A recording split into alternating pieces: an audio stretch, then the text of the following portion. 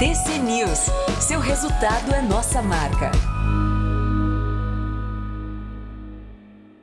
A gente segue aqui no nosso Tarde TC News. Hoje a gente não tem a participação do nosso Lucas Ulig aqui no programa. O Ulig teve problema de conexão lá na casa dele e não vai conseguir participar do programa. Mas aí nós pensamos rápidos aqui, porque teríamos o Kevin Gervasoni ali pro Roda 5 da tarde. Vamos antecipar o Kevin, porque ele vai falar mais tempo aí também pra gente. Ainda mais esse momento de queda dos mercados, uma aversão ao risco maior nos últimos dias. Deve estar do jeito que ele gosta, né, Kevin? Tudo bom com você? Boa tarde. Boa tarde, Medina. Boa tarde, Mari, pra todo mundo aí.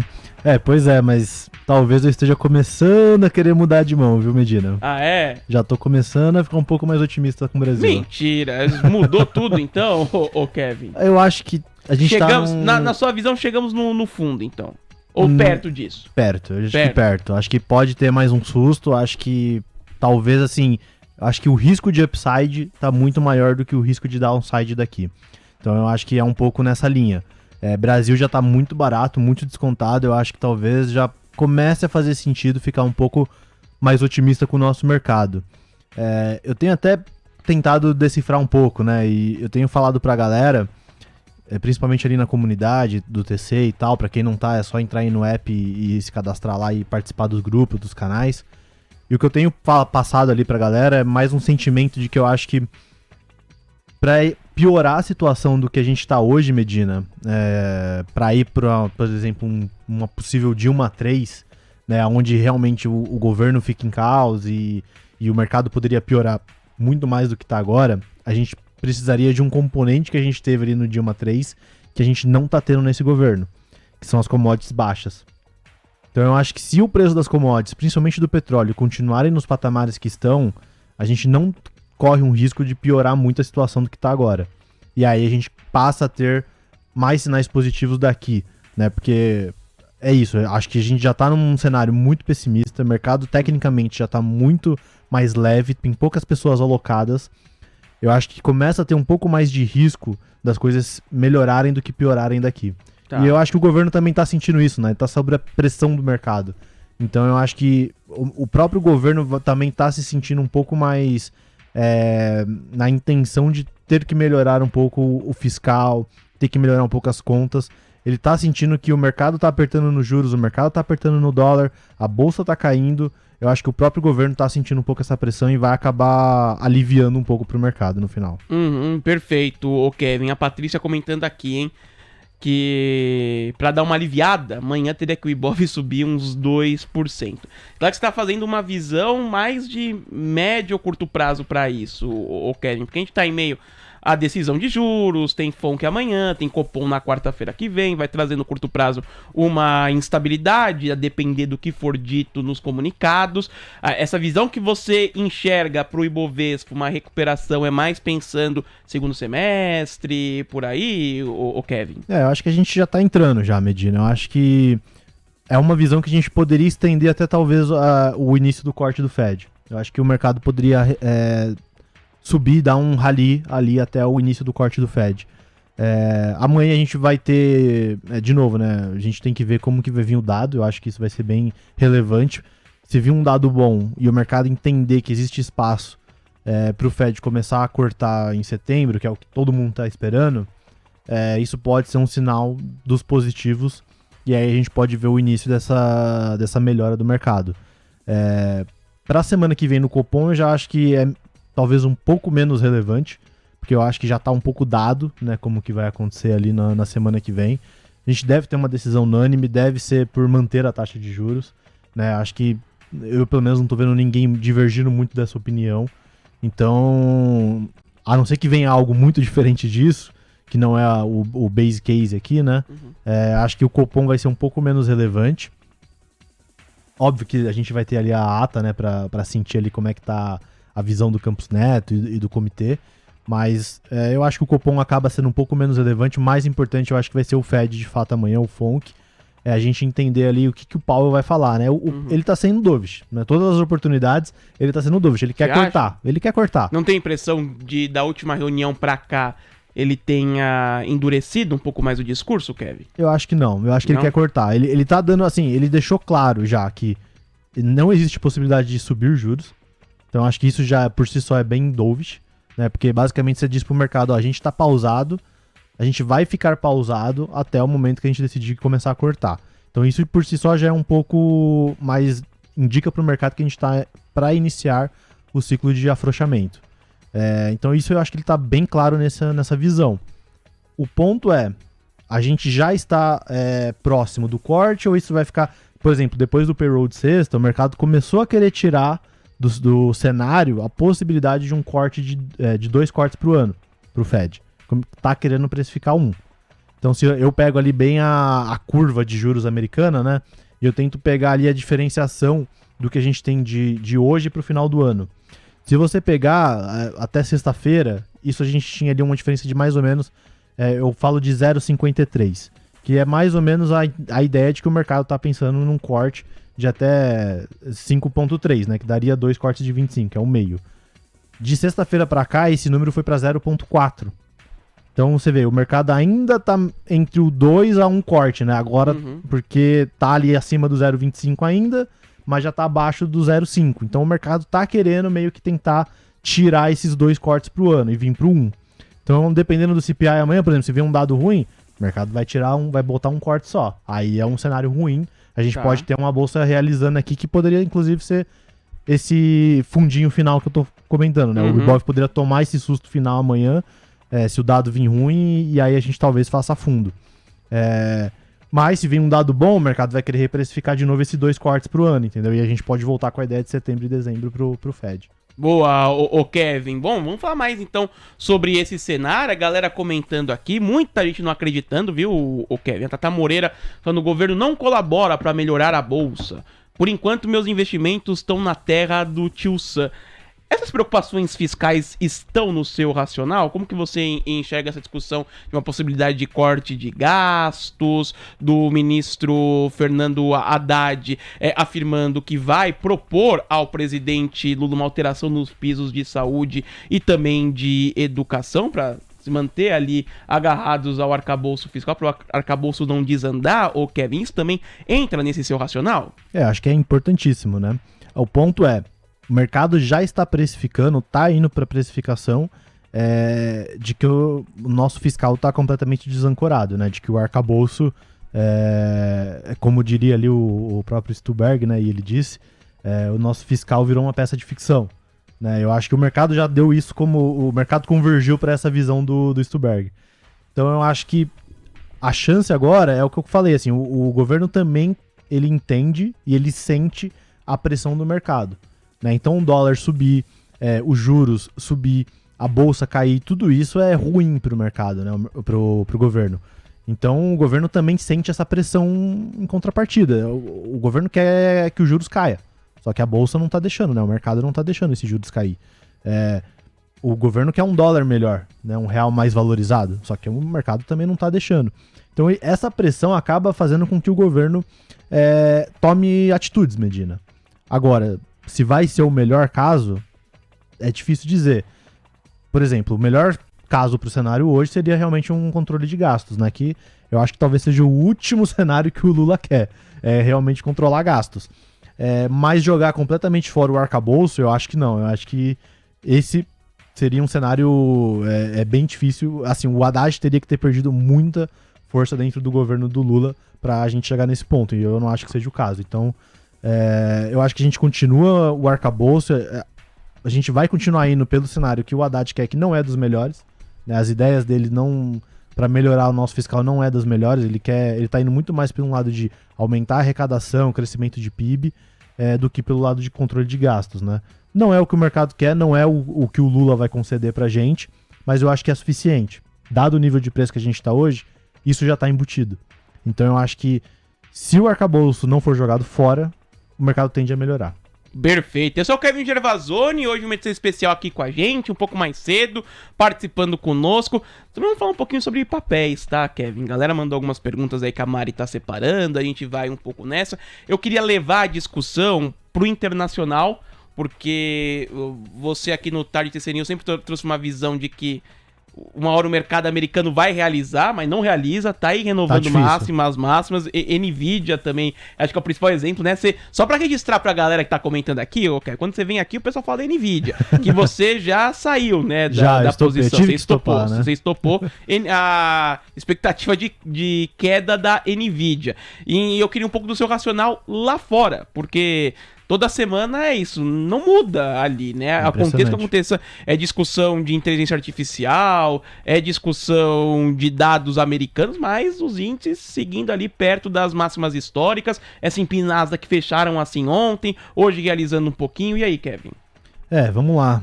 Lá fora, assim, a gente tá numa situação que politicamente, pensando em termos de política monetária, não é uma das melhores, né? E eu acho que os mercados, apesar do S&P estar na máxima, Medina, eu acho que os mercados eles têm dito um pouco isso pra gente. Se você pega, por exemplo, o Russell 2000, ele tá no 0 a 0 no ano, né? Vários outros mercados emergentes como um todo, por exemplo, estão apanhando muito esse ano, né? Tirando ali China e Índia, né? Índia, a gente até teve um dia muito ruim, mas ela começou a se recuperar desse dia recente aí que ela chegou a cair quase 10%. A China era basicamente a melhor bolsa do ano, agora está recuando quase 10% das máximas recentes, mas ainda está bem no ano. Tirando esses dois países, assim, mercados emergentes estão realmente um caco, tá tudo muito ruim. México, que estava muito bom agora também, tá quase tão ruim quanto o Brasil. Brasil é o pior entre os mercados emergentes. Se você pega economias mais desenvolvidas, a gente está vendo agora o que está acontecendo com a Europa. Então, assim, mercados como um todo... Uma crise política que não estava no radar, né? Que não estava no radar e já não era um mercado que vinha bem. Então, assim, é mais uma coisa. Então, eu acho que o mercado, ele, como um todo, tá dizendo pra gente que a situação tá difícil. O que tá saindo um pouco, né, descorrelacionando um pouco dessa visão de que as coisas estão complicadas, é puramente o S&P e o Nasdaq, né? Esses são os dois ativos, são os dois índices que não param de fazer all-time high. E eu acho que o motivo deles continuarem fazendo all-time high, Medina, tem muito mais a ver com a concentração de mercado que a gente tem hoje. A gente nunca teve um mercado tão concentrado. Se você pegar 5 das maiores empresas do mercado americano, 5, a gente está falando de um S&P 500, onde tem 500 empresas. Se você pegar 5 dessas empresas, dá 1/4 do índice como um todo. Se você pegar 10, dá mais de 1/3, acho que chega a 30 e tantos %. Assim, é um nível de concentração maior do que a gente já viu na história, é maior do que a bolha.com, é maior do que qualquer outro cenário que a gente já teve. E aí isso acaba fazendo com que o S&P suba. Se você pegar, por exemplo, quase metade, acho que é 40%, ou um pouco acima de 40% do movimento de alta da S&P esse ano, vem só de Nvidia. Só de Nvidia. Se a Nvidia tivesse ficado no 0 a 0, o S&P estaria mais ou menos ali, metade do que ele está subindo esse ano, ele estaria para baixo. Então, assim, é um nível de concentração como a gente nunca teve antes. Eu acho que isso é preocupante, porque quando você tem um nível de concentração como esse, basicamente o que você está falando é meio que um winner takes all, né? Então, você está dando toda essa questão da inteligência artificial, toda essa melhora de cenário, você está dizendo que tudo isso vai para essas empresas. E a expectativa de analistas, principalmente, de mercado, por exemplo, lá fora, é de que a Mag 7, né, que são as principais empresas de tecnologia lá fora, as maiores empresas do mundo hoje, elas já não têm uma expectativa de crescimento tão forte para o ano que vem. Então esse ano ainda é muito bom, mas para o ano que vem todo mundo já começa a colocar um pouco mais de crescimento mais baixo para elas. A própria Nvidia, vocês já sabem aqui um pouco o que eu acho, né, que eu acho que já... Era a minha próxima pergunta a se fazer, o Kevin, já porque você tinha um racional que acabou não se concretizando, de a Nvidia começar a realizar, isso não aconteceu, o papel subindo, tanto que desdobrou de 1 para 10 ali, Sim. Tava em $1.200, está em $120 agora. Esse desdobramento na sua avaliação é um convite para a Nvidia subir ainda mais, até pelos investidores apostando muito nessa corrida pela inteligência artificial? E aí eu vou estender uma segunda pergunta sobre concorrência, né? Tivemos o anúncio da Apple ontem, papéis pela primeira vez ultrapassaram os $200 na máxima histórica da Apple nesta terça-feira por conta disso. Se pode ter o fluxo que a gente viu em Nvidia, se parte dele pode partir para a Apple com isso, Kevin? Acho que talvez não o fluxo da NVIDIA, mas o fluxo de inteligência artificial, né? Porque a Apple, por exemplo, era uma que estava indo muito mal no ano, ela não estava surfando nessa onda da inteligência artificial até então. E agora com esse anúncio, né, de fazer uma parceria com a OpenAI, você vê que começa a ir fluxo para a Apple. Então, assim, é basicamente isso. Todo mundo que tem falado de inteligência artificial tem tentado trazer um pouco desse tema para dentro do mercado, dentro da empresa. O mercado tem pagado, né? O mercado tem visto como de forma muito positiva. Então isso fez com que hoje a Apple basicamente está carregando lá o índice gráfico, lá fora. se você olhar ali, ó, o gráfico de Apple por conta disso. Ontem, durante os anúncios, o papel terminou em queda, né? Pois é. Os investidores não compraram na hora, mas depois, até mesmo no pregão, começou a melhorar e disparou agora, o Kevin. Acho que tem tudo a ver com esse anúncio, tá? E é isso. Quanto mais você cita inteligência artificial, quanto mais você traz desse tema para dentro da sua empresa, melhor você vê que as ações acabam performando. Então, eu acho que a Apple agora pode começar a receber um pouco desse fluxo de IA, tá? Agora, se isso é saudável, é que é o ponto, né, Medina? Porque você vê, grande parte... E lembrando que a Apple voltou a ser mais capitalizada do que a NVIDIA, por conta dessa alta. 3 trilhões e 150 bi agora. Elas estão na briga ali, né? Estão na briga ali. Corrida dos trilhões. A grande questão é se a NVIDIA vai ou não virar a primeira, né? Mas assim, eu acho que já passou do ponto saudável, assim, da NVIDIA, né? Eu acho que em algum momento, né? A NVIDIA eu tenho até uma visão mais negativa do que essas outras, Medina, porque enquanto a gente fala dessas outras empresas, eu só acho que elas estão um pouco caras. Assim, Microsoft, Apple, são empresas que têm mais de 20, 30 anos de resultado, né? O máximo que eu diria delas é que elas estão caras nesse nível de preço. O S&P como um todo tá caro nesse nível de preço. Se você pegar o lucro do S&P, Medina, pra você ter ideia, tá? O lucro do S&P ele é o mesmo de basicamente... Assim, se você pegar lucro, o quanto que muda ano a ano, ele tava ali mais ou menos há uns 2 anos atrás, 2022 mais ou menos, ele tava ali do SPX, né, que o valor dele é de 500, o ETF, ele tava pagando mais ou menos $50. Isso foi baixando um pouco, conforme o lucro das empresas foi caindo depois que o Fed começou a subir juros. Agora a gente tá voltando para mais ou menos $50 de lucro. Só que lá atrás o SPX estava a 350, que daria mais ou menos 3.500 no S&P. Então é como se o lucro, né, da maioria das empresas do S&P, excluindo as grandes, né, as Big Techs, ele tá mais ou menos no mesmo patamar que estava há 2 anos atrás, só que o S&P praticamente aí tá subindo 60%, 70% daquela época. Então, assim, basicamente o que tá carregando o índice, para resumir, é essas empresas, né? São poucas empresas lá fora que estão carregando os lucros do S&P, que estão carregando o movimento de alta do S&P, e esse nível de concentração que eu acho que não é saudável. Então, assim, a Apple tá fazendo a parceria, beleza, mas isso vai se transformar em números, né? A gente consegue ver que o lucro da Apple vai subir por conta dessa parceria com a OpenAI, ela vai vender mais iPhone por isso. Então, é isso que o mercado vai ter que começar a colocar. E eu acho que o mercado em algum momento vai começar a colocar isso no preço. Né? Por exemplo, a Microsoft tá deixando de investir CAPEX no business principal deles, que são os servidores, para investir mais nas GPUs da NVIDIA. Assim, em algum momento o mercado vai cobrar essa alocação de capital, né? Isso vai trazer mais lucro para a Microsoft? Porque se não for trazer, o mercado vai começar a penalizar ela. Então eu acho que a gente vai chegar em algum momento e não deve estar muito longe disso, tá? Então eu acho que em algum momento entre esse ano, possivelmente início do ano que vem, o mercado vai começar a querer cobrar isso das empresas de inteligência artificial. E é aí que a gente começa a ficar um pouco mais preocupado com o S&P. Ainda sobre os Estados Unidos, Mário, tem uma questão, né, sobre o amanhã do pregão nos Estados Unidos. Tem decisão de juros, mas também tem dado de inflação no mesmo dia, né, Mário? Exatamente. Eu tava vendo, Kevin, uma análise do Bank of America dizendo que eles não esperam que o CPI mude significativamente os planos do Fed. E para o banco, um eventual arrefecimento da inflação, apesar do emprego ainda resiliente, seria positivo para as ações. Eu vou te perguntar qual que você acha que vai ser o peso do CPI para o mercado americano amanhã. E o que você está esperando para o CPI, né, para a inflação dos Estados Unidos? Eu acho que, assim, eu tô meio sem opinião do número em si, mas eu acho que eu tenho uma visão bem clara do que acontece dependendo do número. Que se a gente tiver um número ali em linha ou abaixo, eu acho que o mercado vai muito bem. Isso deve ser bem bullish para a bolsa. Se a gente tiver um número acima, aí eu acho que o mercado pode sofrer um pouco. E não só Estados Unidos, mas todo mundo, né? Porque tá todo mundo na expectativa do Fed cortar. Então eu acho que se o número vir ruim nesse nível, aí todo mundo vai acabar sofrendo por conta disso. Agora, se ele vir em linha ou para baixo, aí eu acho que vai ser bem positivo tanto para Brasil, para outros mercados emergentes, para S&P, aí eu acho que é bem mais positivo. Eu tô mais inclinado a achar que o número vai vir bom, no sentido de que vai vir um número um pouco abaixo, dado que a gente já teve aí de outros números mais recentes, né? Uhum. Tirando o payroll, os outros números foram mais O payroll, em ele linha. colocou uma água no chopp, né? Foi. Na semana que vinha com JOLTS mais fraco, ADP Exato. mais fraco, pedido de seguro-desemprego mais fraco, o payroll muito alto. Exato.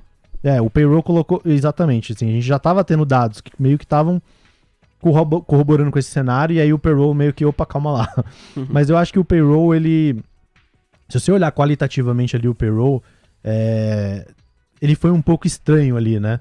Porque o payroll, ele é feito tanto de dados o que eles fazem, né? Eles vão até as empresas e perguntam para elas se elas estão contratando, né? E aí eles pegam esse número de quantas empresas, qual o número de vagas que estão sendo abertas. E aí ele vai também para as casas, né, para as pessoas, e perguntam se elas estão procurando emprego. E aí a gente também tem esse número. E aí se você pegar ali o payroll, você vê que teve uma perca muito grande de full-time job, né, que a gente fala, que é o emprego pleno ali, né, e teve um aumento um pouco maior ali de part-time job, né, que é as vagas de meio período. Então, aí você teve um aumento, inclusive, no desemprego. Então, o payroll não foi tão positivo assim, se você olhar também dessa forma mais qualitativa. O desemprego foi de 3,9% para 4%, né? Apesar do número forte de vagas em aberto que o payroll mostrou.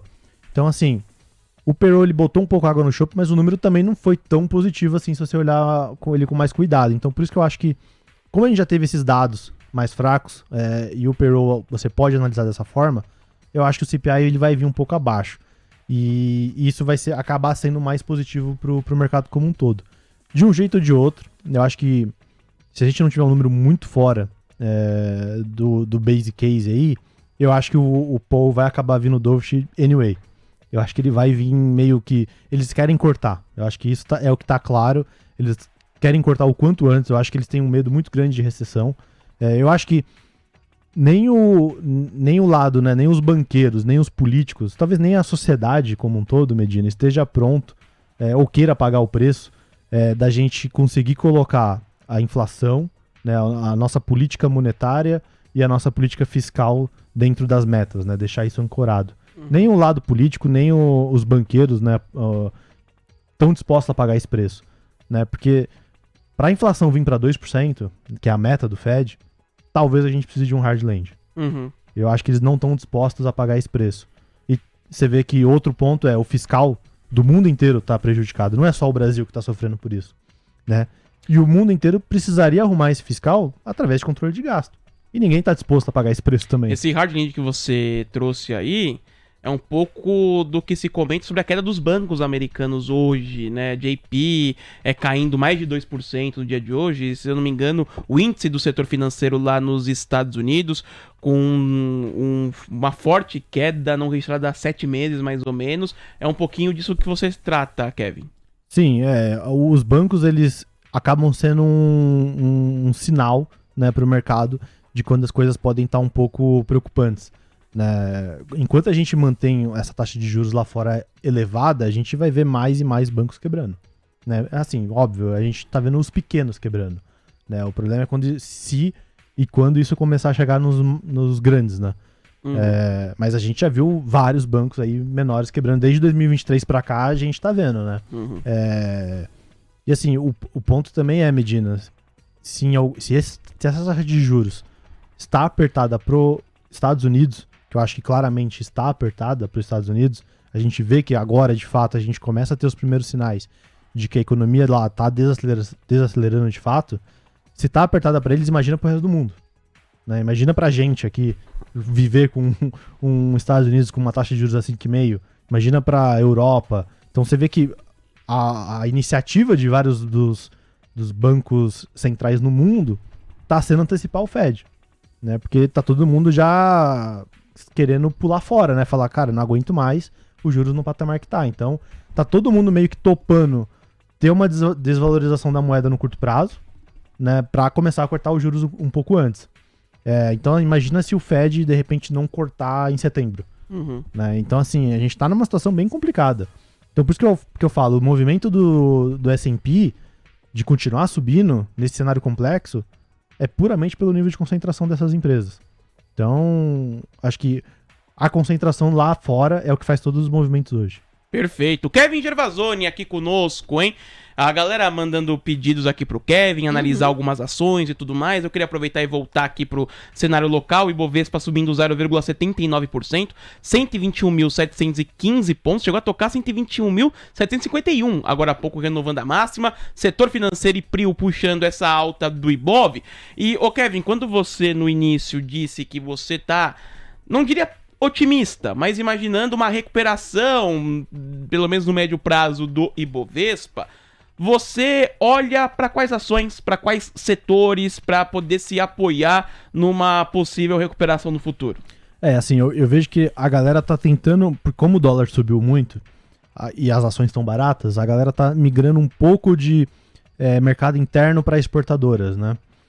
O que faz sentido, né? Hoje, por exemplo, parece que tá indo bem esse cenário, mas o mercado interno foi o que mais apanhou, né? E o nosso juros também tá bem desancorado, tá muito alto.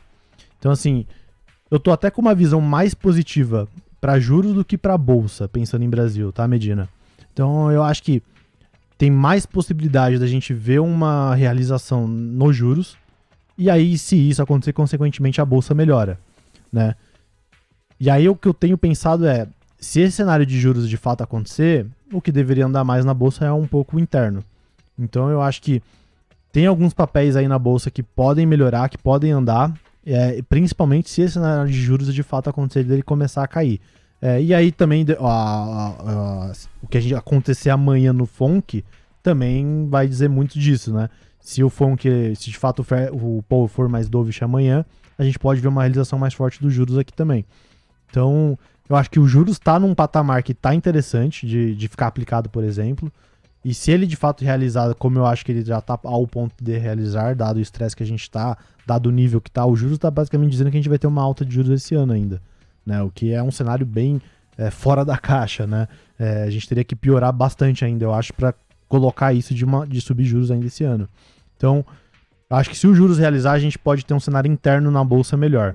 Tá, e aí alguns papéis aí poderiam se beneficiar bastante desse movimento. Em qual que você apostaria que tá muito na cara que se esse cenário acontecer, ele subiria? Eu tô bem de olho assim em Movida, que eu acho que voltou para o mesmo patamar que tava em 2023, né, quando a gente tava mais ou menos nesse patamar de juros. Então isso é interessante. Eu acho que Movida é um case legal para pegar, assim, óbvio, é um case alavancado, tem vários riscos, mas se o juros de fato começar a realizar de novo, eu acho que ela é um case que poderia performar. Não sei se seria o melhor, mas eu acho que seria o mais rápido, talvez, sabe? Tá. É aquele que uma leve reprecificação sobe rápido, ele dá um tiro rápido se o juros dá uma realizada. Outro que eu acho que poderia andar legal é MRV, que eu acho que é uma que também apanhou bastante. Tem um evento para acontecer e esses cases de evento têm andado bem recentemente. Então eu acho que MRV é um case legal para acompanhar. Eles estão para fazer o spin-off da Resia, né, que é a empresa deles lá dentro que fica nos Estados Unidos. Então, se eles fazem esse spin-off, essa é meio que a parte ruim da MRV, para dizer, tá. Mais ou menos assim. Então, se eles tiram essa parte ruim, né, do balanço da MRV, o balanço da MRV fica legal. Hoje tá ruim o balanço, por conta da Resia. Então, se você tira a Resia, faz esse spin-off, você alivia o balanço da MRV, a MRV vai passar a dar lucro, vai mostrar lucro, né? Pelo menos é o que a gente espera. O guidance deles é ali, se eu não tô enganado, é de 800 milhões. E aí ela fica uma empresa extremamente barata. Então, assim, para MRV, se der esse evento, se der uma realização de juros, eu acho que, assim, é um combo que poderia ser bem explosivo também para as ações da MRV. Então, MRV, Movida, são duas aí que eu gosto bastante para esse cenário. A Simpar também poderia andar, né? Acho que todo o grupo ali da Simpar, como é um grupo, né, que tem um nível de alavancagem alta, qualquer movimento nos juros faz muito preço. Então, a gente viu que essa piora dos juros estragou todos os papéis da Hold. Então, se os juros aliviar, também melhoraria todos os papéis da Hold. Então, acho que a própria Simpar, Movida, todos esses, eu acho que estão interessantes aí para pegar essa possível melhora do cenário de se os juros de fato cair. MRV é uma que eu gosto também. Se você também quiser ir para construção civil, né, outra do setor, a Moura também eu acho que está em um nível interessante. A Moura do B caiu bastante. é uma que eu acho que do setor talvez seja a que eu mais gosto, dado assim, o nível de preço com o retorno, o potencial que você tem, assim, né? Porque é uma empresa de qualidade, o mercado não paga por isso hoje. E eu acho que é um papel que poderia andar bem do setor. Acho que foi um dos poucos que menos andou ano passado, assim, apesar dela ter andado bem ano passado, poderia ter ido muito mais, acompanhando o restante do setor. Então a Moura é outra que eu acho que tem um potencial. E aí tem outros papéis assim menores que eu acho que tem chance de andar também, Medina. Tem algum da carteira do Malik que eu gosto bastante, tipo Brisanet, Demil, são papéis interessantes. Tem um papel que eu venho falando aí desde do início do ano também, que é a IOSP, né? Eu acho que ela também, a EMYPK, eu acho que ela também poderia andar bem. Ela tá devendo um pouco aí, óbvio que ela também tá... A bolsa como um todo realizou, né? Mas se você vê, ela até que realizou menos, até é um papel que se segurou bem. Então eu acho que a própria MYPK poderia também melhorar. Do setor de varejo, eu gosto bastante de Guararapes e C&A. Eu acho que C&A poderia voltar a andar. Você vê que o papel tá subindo no ano. Uhum. Assim, nesse cenário é bizarro, né? O papel tá subindo. E eu acho que eles vão continuar entregando muito bem. Se a gente pegar o segundo trimestre, por exemplo, eu acho que Renner vai reportar muito mal. Guararapes eu tô na dúvida se reporta muito mal ou não, mas eu acho que a Renner reporta muito mal, eu acho que a C&A continua reportando bem. E isso pode ser de novo uma reprecificação do mercado. O mercado pode querer sair de Renner para começar a entrar de novo em C&A. Então, por que eu acho que a C&A vai bem? Porque a C&A tá dando crédito, né? Esse é um setor, Medina, de vestuário, né, de varejo, que você vende com crédito. Então você vê que, por que o resultado da Renner tá vindo muito mal? Porque ela não tá dando mais crédito, ela, né, se ferrou muito, né, do ano passado para cá, basicamente, por conta dos juros. Ela teve que, um aumento muito grande na inadimplência, ela teve que parar de dar crédito. Então você vê que o resultado começou a piorar, né, com isso.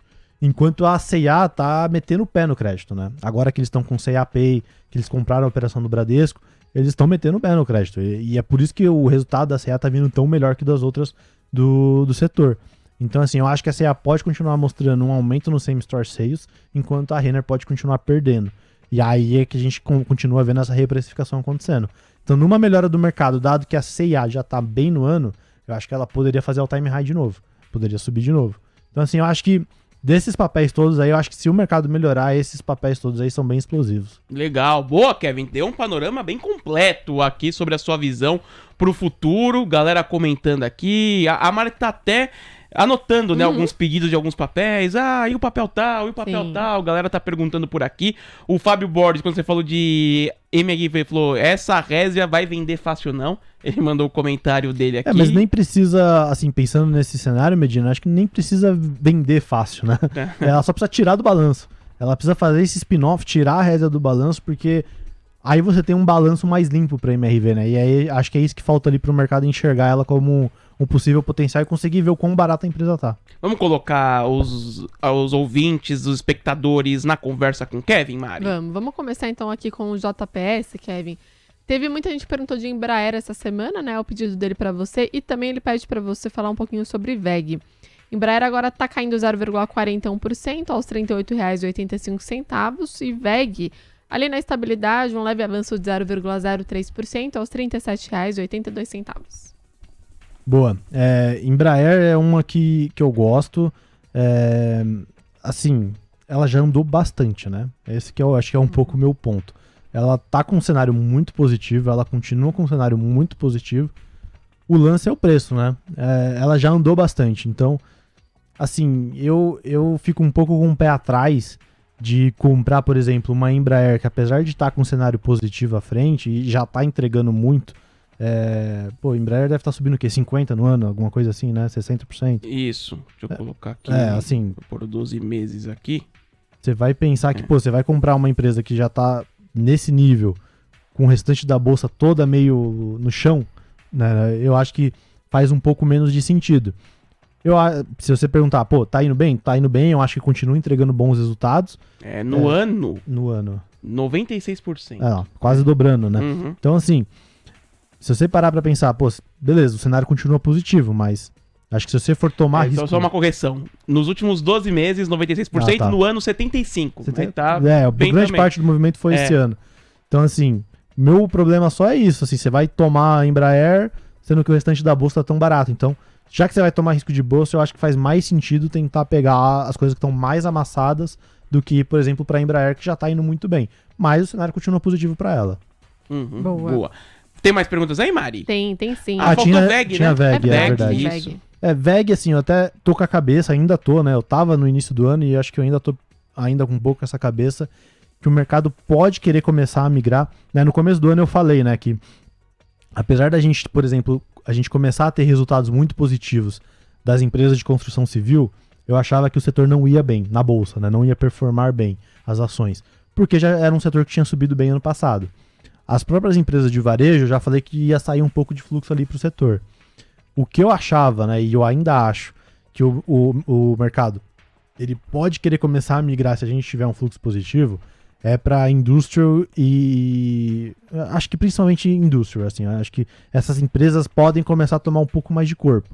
Então, a VEG se encaixa um pouco nesse perfil. Então, eu acho que a VEG, por exemplo, é uma empresa que acho que se o mercado começar a melhorar, ela também poderia... É que a VEG tem um pouco menos de beta em relação a essas outras empresas que eu trouxe, né?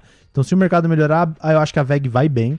Eu acho que ela deve subir. Ela é uma empresa que, historicamente, vai muito bem. Sempre surpreende, né? E eu acho que não tá muito diferente disso. Então, é uma empresa de qualidade. Para quem prefere pegar, por exemplo... tem aquilo que o Warren Buffett fala, né? Ele prefere comprar boas empresas a preços justos, né? Do que empresas justas a ótimos preços, né? Então eu acho que a VEG é um pouco desse perfil Warren Buffett, assim.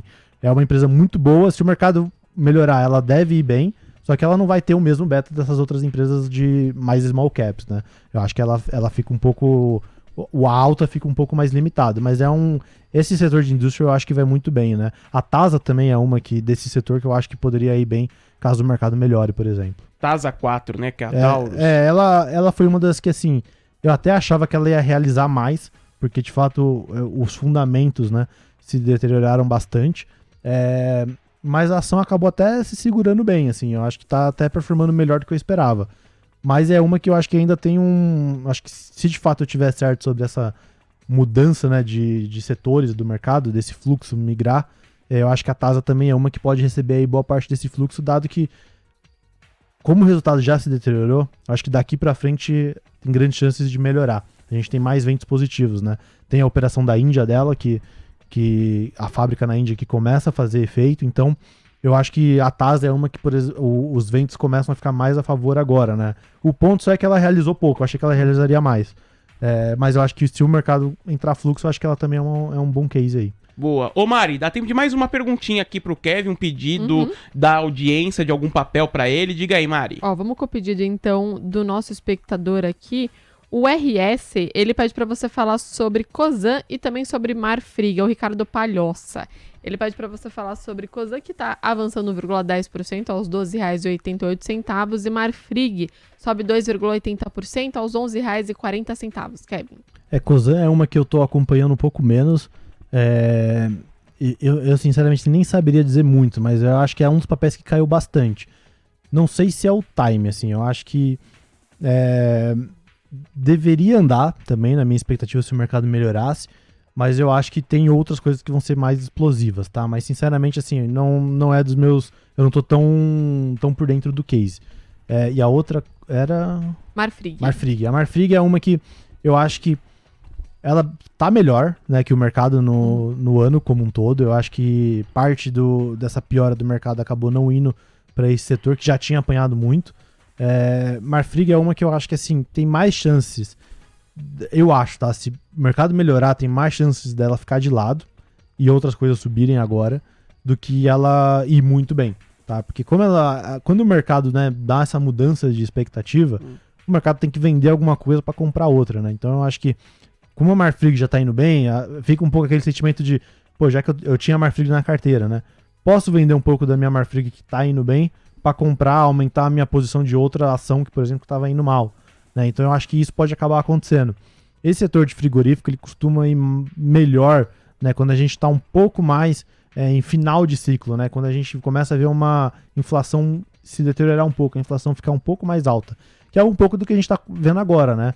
A inflação no Brasil começou a ficar um pouco pior e aí os frigoríficos começaram a melhorar um pouco, né? Então, eu acho que é um papel que anda melhor em final de ciclo, né? Que eu não acho que seja o caso aqui. Se a gente de fato começar a ver os juros caindo, é porque o mercado voltou a ficar otimista, o cenário vai começar a melhorar de novo, a gente começa a ver o fiscal não se deteriorando tanto quanto o mercado imaginava, enfim, o Fed possivelmente cortando um pouco mais. Então o mercado precisa ter um pouco mais de otimismo agora, né? Ver essa mudança que eu acho que pode acontecer. E aí, se isso acontecer, eu acho que os outros papéis devem andar mais do que os frigoríficos, por exemplo. Excelente. Kevin Gervasoni. Boa, ô Kevin, obrigado, hein, pela sua participação aqui com a gente. Hoje deu pra falar bastante. Hoje falamos bastante. Hoje trazendo muita visão aqui. O Kevin. Agora o otimista Kevin, hein? Vamos ver isso daí nos próximos dias. Eu acho que se tiver uma coisa que pode estragar meu otimismo é commodities, Medina. Eu acho que assim.